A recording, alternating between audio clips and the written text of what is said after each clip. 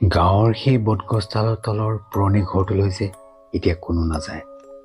মানুহে কয় তাত হেনো আজিও কোনোবা আছে। কথাটো সঁচা নে মিছা জানিবলৈ ৰতন, নিপুণ আৰু হোমেন সেই নিশা গৈছিল সেই ঘৰটোলৈ।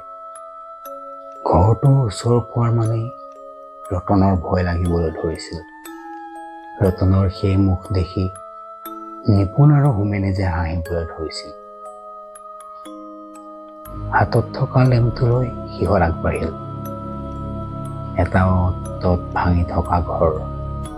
ইফালে সিফালে চাই থাকোঁতেই মাটিত শুনিছিল ভৰিৰ খোজৰ শব্দ। লেমৰ পোহৰটো বহাই দেখে সিহঁতৰ বাদেও আৰু এজনৰ খোজ। হঠাৎ সিহঁতৰ চকু সেই ঘৰটোৰ চুক এটালৈ গৈছিল। তাত যেন কোনোবা থিয় হৈ আছিল। নিপুণ আৰু হোমেন যেন লগে লগে দৌৰিব ধৰিলে, কিন্তু ৰতন যেন লাগি ৰখি গ'ল। দীঘল চুলিৰে মুখ থকা সেই মানুহজনী যেন এতিয়া ৰতনৰ সন্মুখত।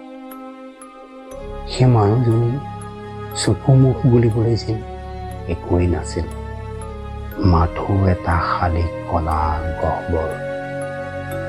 পিছদিনা গাঁৱৰ মানুহক নিপুণ আৰু হোমেনে কথাবোৰ ক'লে।